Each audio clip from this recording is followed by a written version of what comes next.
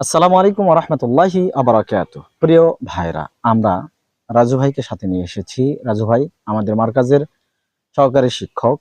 আমরা একটা চমৎকার গল্প শেয়ার করছি। রাজু ভাই, আমি সেদিন একটা গল্প পড়লাম। গল্পটা এমন যে একজন ব্যক্তি সে যাযাবর জীবনযাপন করে, অর্থাৎ তারা এক জায়গাতে কিছুদিন বসবাস করে, আবার কিছুদিন পরে ওই স্থান ত্যাগ করে। আমাদের সমাজে এই যে সাঁওতাল বেদে ওরা যে পল্লী করে থাকে, কিছুটা এরকম বলা যায়। তো যে ব্যক্তি ওখানে বসবাস করে তার বৃদ্ধা একটা মা ছিল।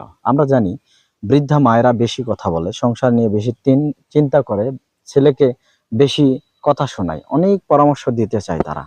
কিন্তু মুরব্বী বৃদ্ধা হওয়ার কারণে অনেক সময় আমরা ত্যক্ত বিরক্ত হই তাদের কথায়, তাদের বিভিন্ন পরামর্শে। তো ঠিক এরকমই ওই ব্যক্তি খুব ত্যক্ত বিরক্ত হতো, মায়ের কথা শুনতে তাকে ভালো লাগতো না।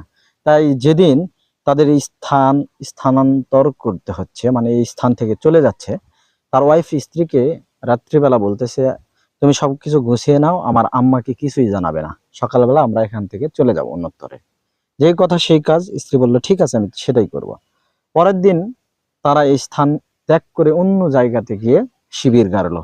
এখানে কিছুক্ষণ পরে এই ব্যক্তি তার ওয়াইফ স্ত্রীকে বলতেছে যে, আমাদের সন্তান কোথায়, তাকে দেখছি না কেন? তখন বুদ্ধিমতী মহিয়সী নারী বলতেছে যে, আমি তো আপনার সন্তানকে এখানে নিয়ে আসিনি। কারণ আজকে যেমন আপনি আপনার মাকে ওখানে ফেলে আসলেন, ঠিক তদ্রূপ আপনার সন্তান একদিন আমি তার মা তাকেও ছেড়ে অন্য কোথাও চলে যাবে।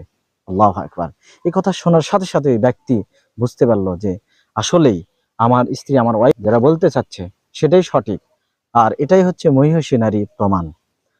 এটা বুঝতে পেরে তড়িঘড়ি করে ওই ব্যক্তি তার মা ও সন্তানকে নিতে চলে গেল সেই জায়গাতে।